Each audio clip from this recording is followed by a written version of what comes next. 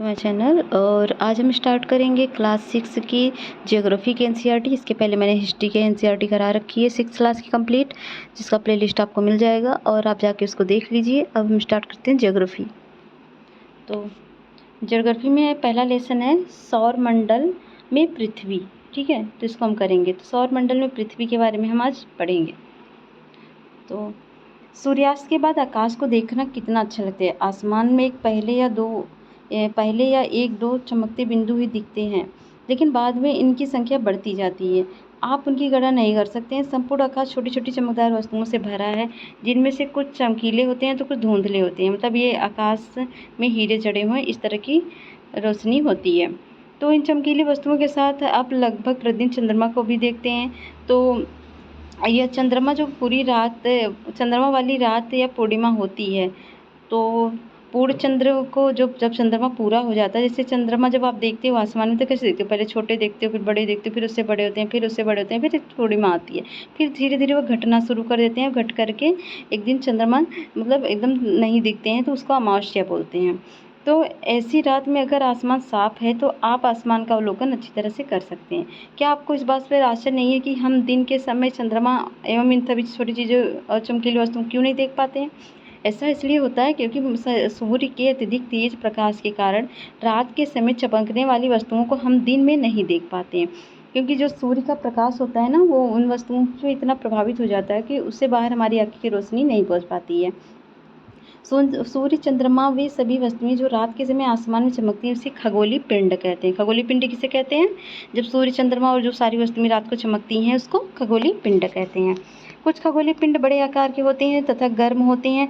ये गैसों से बने होते हैं। इनके पास अपनी ऊष्मा तथा प्रकाश होता है, जिसे वे बहुत बड़ी मात्रा में उत्सर्जित करते हैं। इन खगोलीय पिंडों को तारा कहते हैं। सूर्य भी एक तारा है। तो क्या आपको पता था कि सूर्य एक तारा है? तो रात के समय चमकते हुए अनगिनत तारे सूर्य के समान ही दिखाई देते हैं, लेकिन हम में से बहुत से अधिक दूर होने के कारण, मतलब इस जो आपको तारे हैं ना, सूर्य से कई गुना बड़े होते हैं, लेकिन ये हमको छोटे क्यों दिखाई देते हैं? क्योंकि बहुत दूर है ये।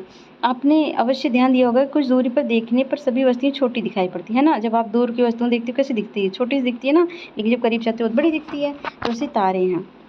रात्रि में आसमान की ओर देखते समय आप तारों के विभिन्न समूहों द्वारा बनाई गई विविध आकृतियों को देख सकते हैं, जिसे नक्षत्र मंडल कहते हैं। जिसे अर्सा मेजर या बिग बियर इस प्रकार का एक नक्षत्र मंडल है। बहुत आसानी से पहचान में आने वाला नक्षत्र मंडल है सप्तऋषि मंडल। क्या आपने, मैं पूछना चाहती हूँ, क्या आपने आसमान में देखा है सप्तऋषि को? ये देखिए, आप फिगर दिया हुआ ना चित्र, ये देखिए, ये सप्तऋषि है। यहाँ पर 2 तारे हैं, सेंटर में होते हैं, 5 ऐसे बने होते हैं, तो इसको सप्तऋषि मंडल कहते हैं। ठीक है, यह 7 तारों का समूह है जो कि नक्षत्र मंडल अर्सा मेजर का भाग है। अपने परिवार या पड़ोस में किसी व्यक्ति से कहिए कि वह आपको आसमान में और अधिक तारों, ग्रहों तथा नक्षत्र मंडलों को दिखाएं। प्राचीन समय में लोग रात्रि में दिशा का निर्धारण तारों की सहायता से करते थे। जैसे कि उत्तर दिशा में कौन सा ध्रुव तारा निकलता है, तो ध्रुव मतलब दिशाओं की पहचान करते थे। तो सप्तऋषि मंडल के संकेतक तारों को आपस में मिलाते हुए एक काल्पनिक रेखा खींची जाए एवं उसे आगे की ओर बढ़ाया जाए तो ये ध्रुव तारे की ओर इंगित करते हैं। खगोलीय पिंडों में अपना प्रकाश एवं ऊष्मा नहीं होती। तो खगोलीय पिंडों में क्या नहीं होती है? अपना प्रकाश और ऊष्मा नहीं होती है। ये तारों के प्रकाश से प्रकाशित होते हैं। ऐसे पिंड ग्रह कहलाते हैं। ग्रह जिसे अंग्रेजी में प्लैनेट कहते हैं। ग्रीक भाषा के प्लेनेटाई शब्द से बना, जिसका अर्थ होता है परिभ्रमक, अर्थात चारों ओर घूमने वाला। पृथ्वी जिस पर हम रहते हैं एक ग्रह है। यह अपना संपूर्ण प्रकाश एवं ऊष्मा सूर्य से प्राप्त करती है, जो पृथ्वी के सबसे नज़दीक का तारा है। पृथ्वी को बहुत अधिक दूरी से, जैसे चंद्रमा से देखने पर यह चंद्रमा की तरह चमकती हुई प्रतीत होती है। तो यहाँ पर हम देखेंगे नेपच्यून को। तो ये थोड़ा फिगर आप वैसे करके देख लीजिएगा। यहाँ पर बड़ा सा चित्र दिया गया है। ये सूर्य है, सूर्य के बाहर बुध है, बुध के बाद क्या है आप देख सकते हैं, मरकरी है, और मरकरी के बाद मार्स वगैरह सब देख सकते हैं आप किस तरह से ये ग्रह बनी है। क्षुद्र ग्रह पट्टी है, उसके बाद बृहस्पति है, उसके बाद शनि है, उसके बाद यूरेनस है, यूरेनस के बाहर नेपच्यून है। ठीक है, तो ये है पूरा सौरमंडल का और पृथ्वी। तो क्या आप जानते हैं, देखिए, पौराणिक रोमन कहानी में सोल सूर्य देवता को कहा जाता है। सौर शब्द का अर्थ है सूर्य संबंधित, इसलिए सूर्य के परिवार को सौरमंडल कहते हैं।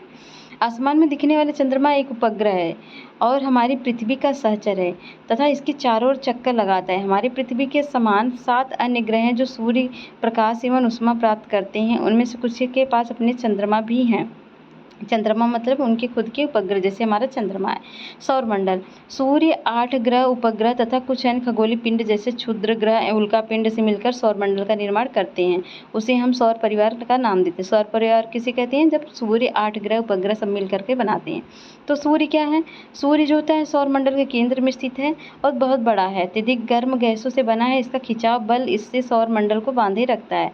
सूर्य सौरमंडल के लिए प्रकाश एवं ऊष्मा का एकमात्र स्रोत है, लेकिन हम इसकी अत्यधिक तेज ऊष्मा को महसूस नहीं कर सकते क्योंकि ये हमारे नज़दीक नहीं बल्कि बहुत दूर है। कितना दूर है? 15 करोड़ किलोमीटर।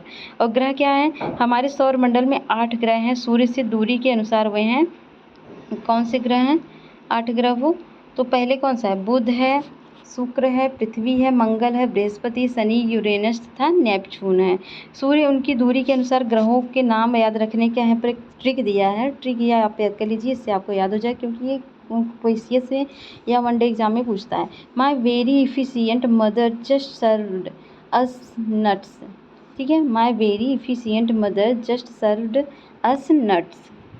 तो देखते हैं, सौरमंडल के सभी 8 ग्रह एक निश्चित पथ पर सूर्य का चक्कर लगाते हैं। वे रास्ते दीर्घ वृत्ताकार में फैले हुए होते हैं। एक कक्षा कहलाते हैं।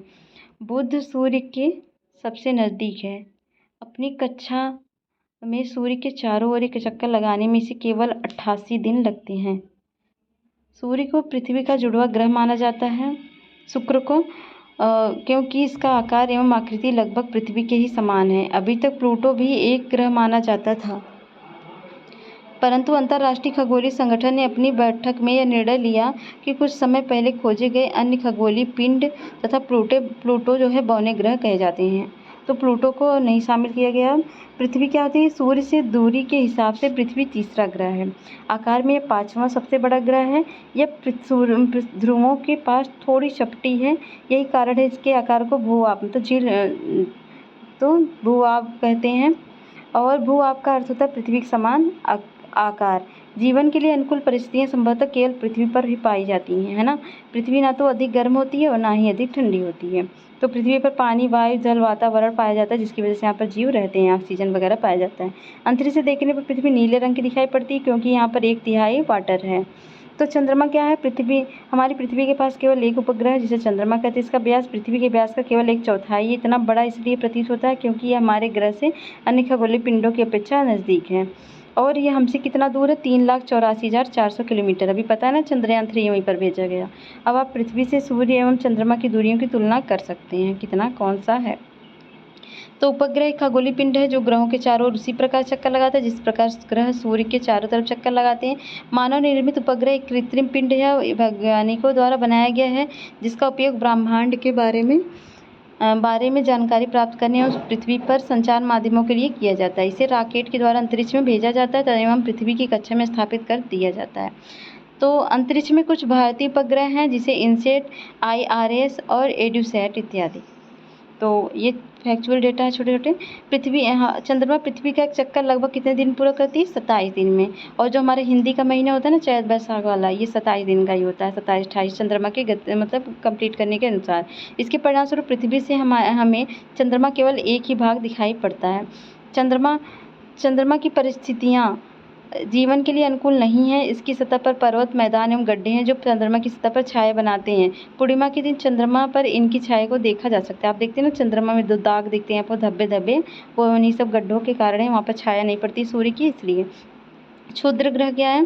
तारों, ग्रहों एवं उपग्रहों के अतिरिक्त असंख्य छोटे पिंड भी सूर्य के चारों ओर चक्कर लगाते हैं।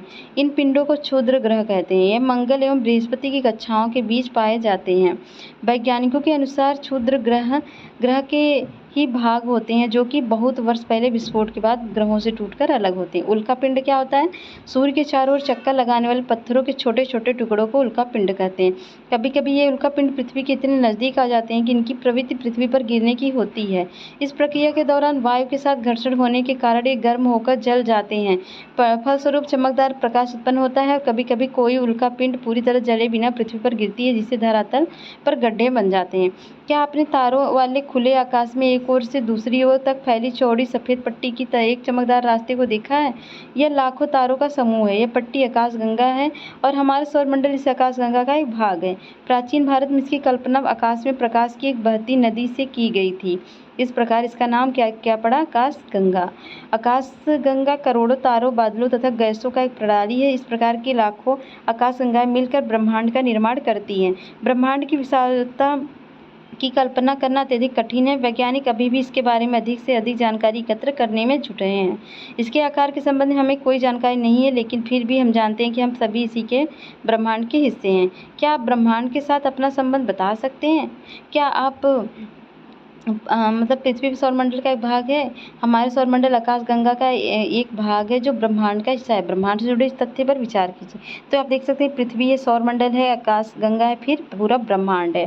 तो यहाँ पर क्वेश्चन दिए हैं जो इसको आपको टेलीग्राम पे भेजना है या फिर कमेंट बॉक्स में बताना है। तो क्वेश्चन है, ग्रह और तारों में क्या अंतर है? सौरमंडल से आप क्या समझते हैं? सूर्य से उनकी दूरी के अनुसार सभी ग्रहों का नाम लिखना है आपको। और पृथ्वी को अद्भुत ग्रह क्यों कहा जाता है?